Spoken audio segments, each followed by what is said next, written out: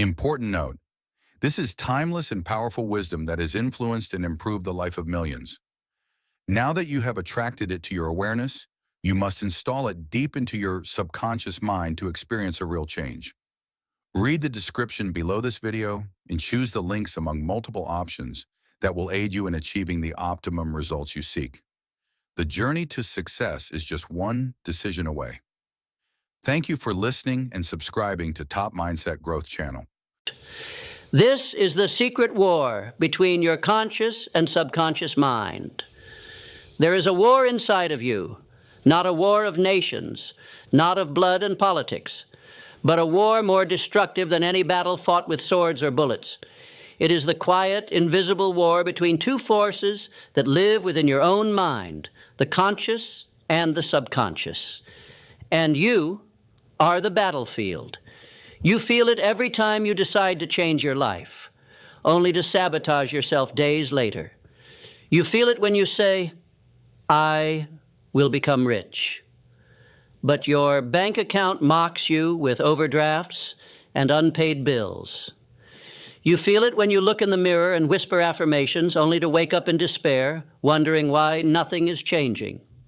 This war is the reason why desire burns bright one moment and flickers out the next.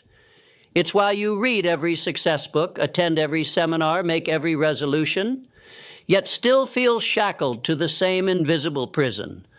Because what you consciously want, your subconscious does not yet believe.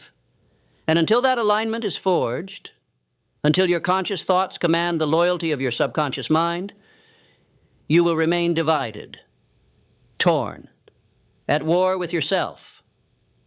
Understand this truth. The subconscious is not your enemy. It is your most loyal servant, but it only obeys the instructions you've given it repeatedly, not the ones you whisper once and forget. It doesn't respond to wishes. It responds to emotionalized repetition. That is why men like Henry Ford, who had barely a formal education, could build an empire that shaped the industrial age, because his conscious decisions and subconscious beliefs walked in absolute harmony. Ford once said, "What you choose, whether you think you can or think you can't, you're right." He wasn't being clever. He was speaking spiritual law. The moment your conscious command, "I will succeed no matter what," becomes so emotionally intense, so vividly imagined, so deeply felt, the subconscious begins to obey. It reshapes your habits, your instincts, your reactions, your patterns. But if deep inside you believe you're unworthy of greatness, the subconscious will obey that too. It will find ways to sabotage your efforts to bring you home to the familiar prison of lack, mediocrity, and struggle. This is the secret war that destroys more dreams than poverty, disease, or bad luck ever could. You must become a general in this war, not a passive bystander. You must become ruthless in identifying the limiting beliefs buried in the trenches of your subconscious. The ones whispered to you by fearful parents, by teachers who didn't understand wealth, by religious institutions that confused suffering with virtue. Andrew Carnegie knew this war well. He didn't build a steel empire because he had the best education or the most resources. He built it because he rewrote the code of his subconscious mind until it believed he was destined for riches. And then reality adjusted to match. He once said, "Any idea that is held in the mind, that is emphasized, that is either feared or revered, will begin to clothe itself in the most convenient and appropriate physical form available. That is not metaphor, that is law. Your outer world is a printout of your inner programming, period." But here's the tragedy. Most people are fighting this war blind. They think the solution is more information, another strategy, another hack, another motivation video. But you do not win an internal war with external tools. You win it by turning within and reprogramming the battlefield itself. Every time you speak in alignment with faith, your subconscious listens.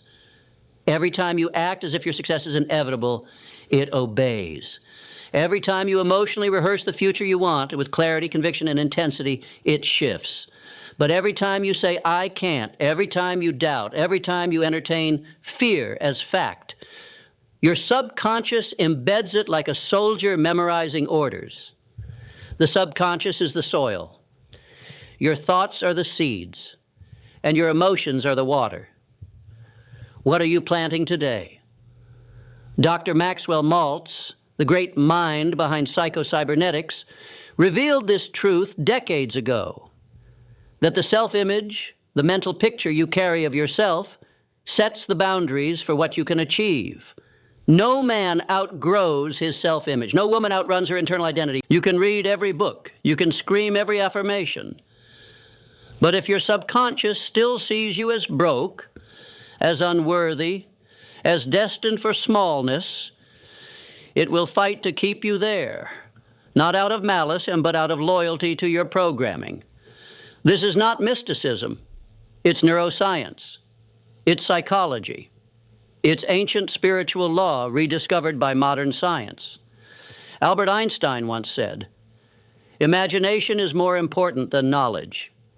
He understood that what you can see in the theater of your mind is far more powerful than the facts you collect in books, because the subconscious does not speak in logic. It speaks in images, emotions, and repetition. When you see yourself wealthy, not just in bank statements, but in posture and voice and presence, you begin to become that person. But this is where most fail. They try to think rich, but continue to feel poor. They say the words, but don't carry the energy. They write the affirmations, but don't believe the ink. That is why the conflict continues. The conscious says go, the subconscious pulls the brakes. Walt Disney, the master of imagination, built an empire not because he knew business, but because he believed so deeply in his inner world that the outer world had no choice but to follow. When banks denied him loans, when critics laughed at his dreams, when investors ran scared, his subconscious held the vision. He once said, it's kind of fun to do the impossible. To most, that sounds whimsical. To the reprogrammed mind, it's a declaration of truth. You must understand this. The subconscious mind cannot distinguish between what is vividly imagined and what's real. That is your power. If you spend your days replaying failure, guess what becomes real? If you spend your nights rehearsing poverty, struggle, and rejection, what do you think you attract?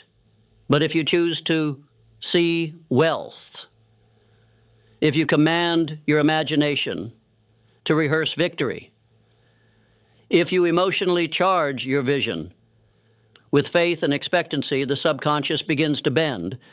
That is when the war turns, not with force, not with willpower alone, but with alignment. Because once your subconscious agrees, it no longer resists your desires. It supports them. It fights for your vision instead of against it. And when that happens, when belief and thought become one, you become unreasonable, unshakable, unbreakable. You walk with the certainty of a Rockefeller who saw monopolies before the world even understood what oil meant. You plan like a J.P. Morgan, who didn't just fund empires. He engineered them through clarity of intention. You invent like a Tesla who saw energy flowing through the air long before the world had the courage to believe. The war is not out there. It never was. The real war is within. And the one who masters that war, who brings their subconscious under conscious command, becomes unstoppable. Not because of luck, not because of privilege, but because they became one with their vision. Because they decided and believed. And when decision meets belief, the universe rearranges itself to comply.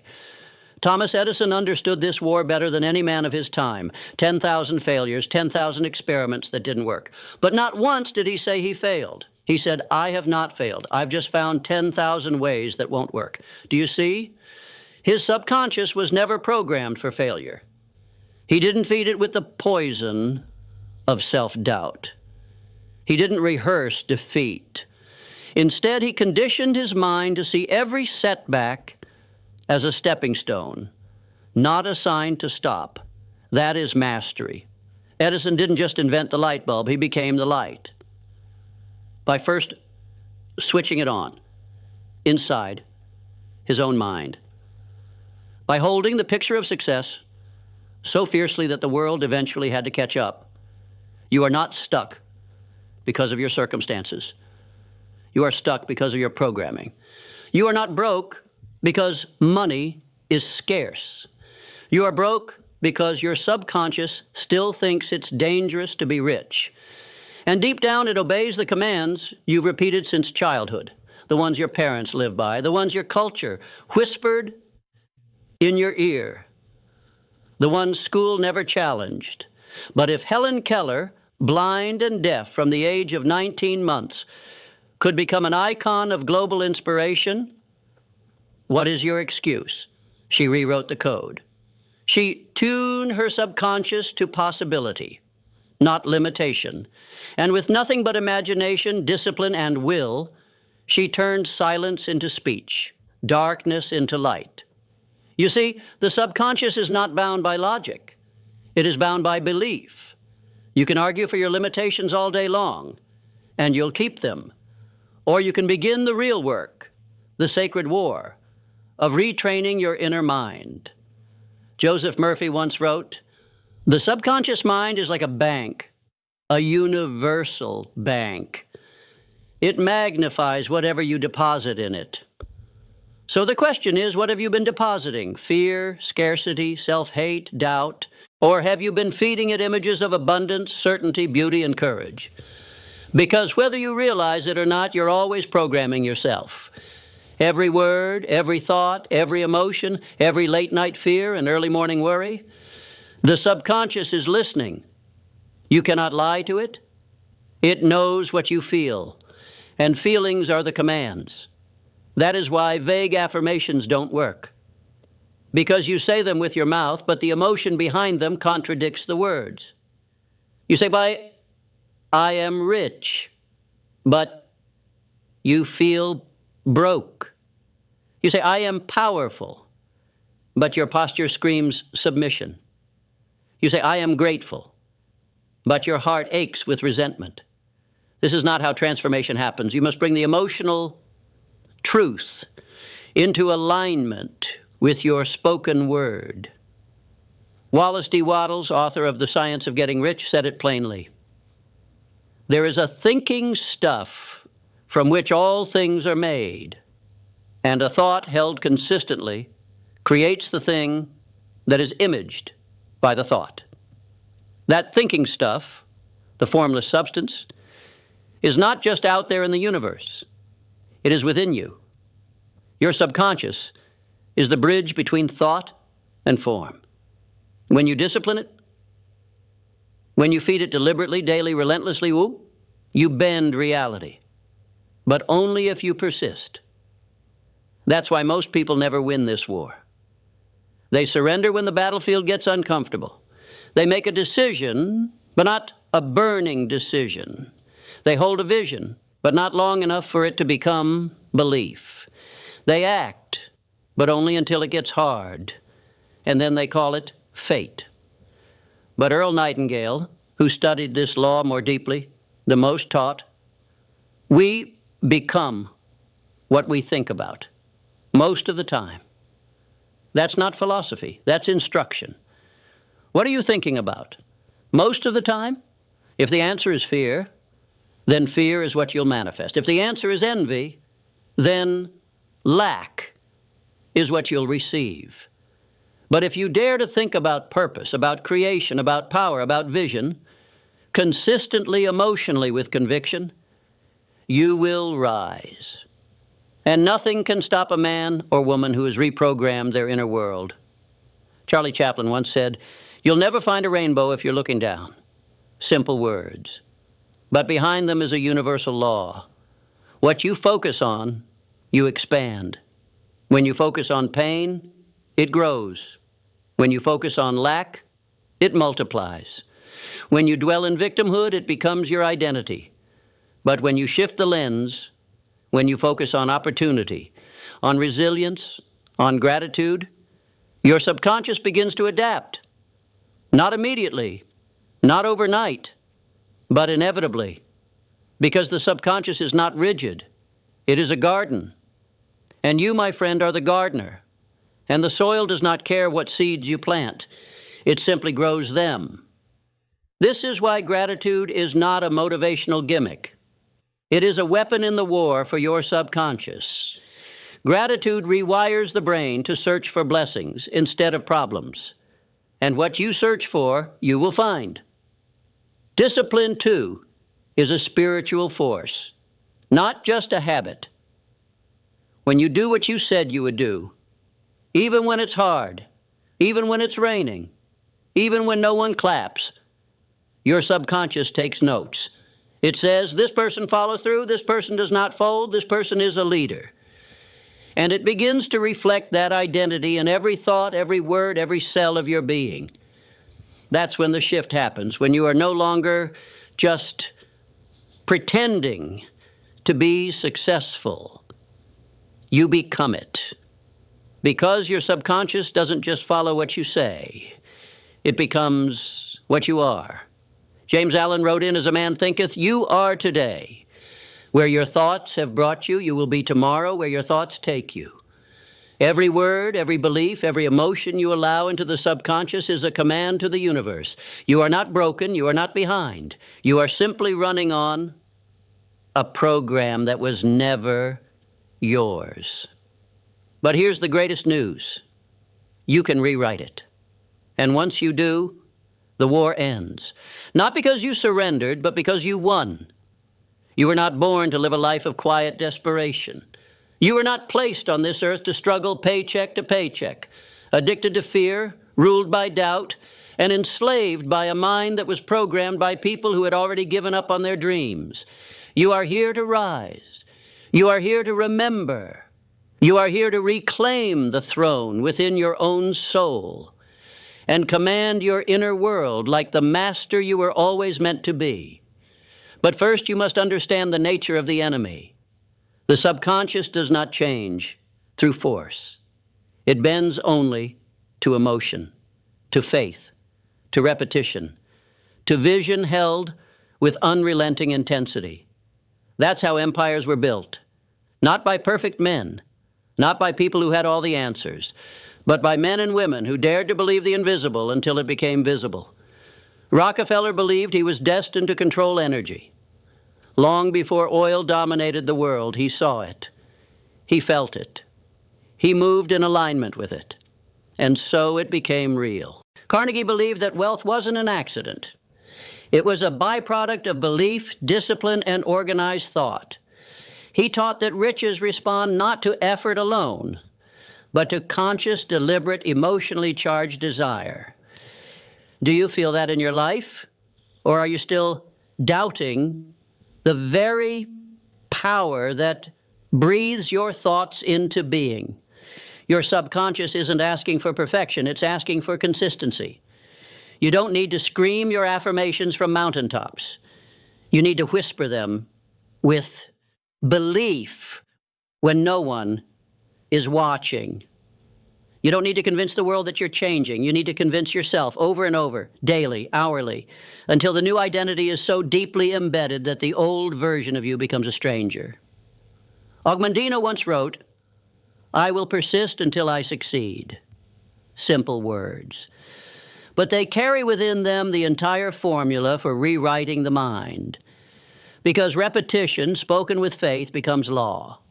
You must persist, not just through failure, but through disbelief, through the awkward phase where the new thoughts feel fake, through the friction of old identity clashing with new vision. That's where the war is won. Not when life is easy, but when the storm comes and your mind refuses to retreat. Churchill, standing before the fires of war, did not cower. He said, "We shall never surrender." Apply that same energy inward. Tell your subconscious, "I will never surrender this vision. I will never stop believing.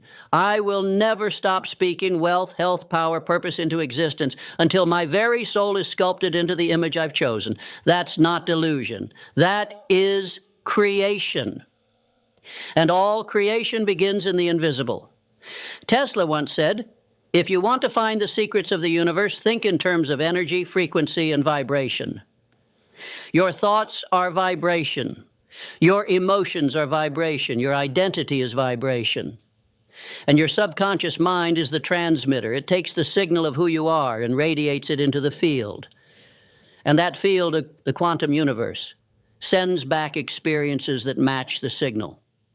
So, if you want to change your life, stop fighting the outer world. Change the frequency of your inner one. That means stop saying, "I'll believe it when I see it." Start saying, "I'll see it when I believe it." Because your mind doesn't follow reality. Reality follows your mind. Charles F. Haanel, in the Master Key System, wrote, "The subconscious mind cannot argue controversially. If it has accepted a suggestion, it acts on it. It works by deduction only. It accepts the premises which have been laid down for it and acts accordingly. That means it does not question you. If you say, 'I am a magnet for abundance,' it starts moving toward abundance, so long as you feel it. If you say, 'I am always unlucky,' it makes sure that pattern repeats. It's not trying to punish you. It's simply following the orders you've given it, often without even knowing you were giving them. And those orders have been spoken for years, maybe decades, quietly, subtly, in thoughts like, 'I'm just not good with money. I'm too old to change. People like me don't win. Success is for someone else.' But you can end that programming right now, right here, with a decision. The same way you once accepted the false, you can now install the true. You can say, 'My past does not define me. I command my subconscious to serve my highest good. I am wealthy in thought, wealthy in being, wealthy in identity, and the world must conform. But you must believe it. You must feel it before the evidence shows up. You must walk like someone who has already won, not wait for permission. And that is where 99% stop. They wait. They wait for signs, for proof, for permission, for circumstances to change. But the greats, the ones whose names history cannot erase, they moved before the evidence arrived. They believed, and then the doors opened. They acted, and then the world aligned. You must become that bold. You must make being unreasonable a virtue. You must look at the world with its statistics, its warnings, its cynicism, and say, "That may be true for others, but I am reprogramming my mind, and that makes me different." Because once the subconscious is on your side, there is no external force that can stop you. You're no longer torn, no longer divided. The war ends, and in its place, a new force rises. The power of the unified mind. When your conscious mind sets the vision and your subconscious enforces it without hesitation, you become more than just a person with goals. You become a force of nature. You've seen people like that before. The ones who walk into a room and shift the atmosphere without saying a word. The ones who speak and the world listens.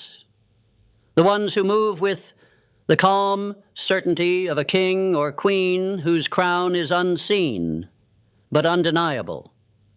They're not guessing. They're not hoping. They are not begging life to be kind. They have already won the war inside.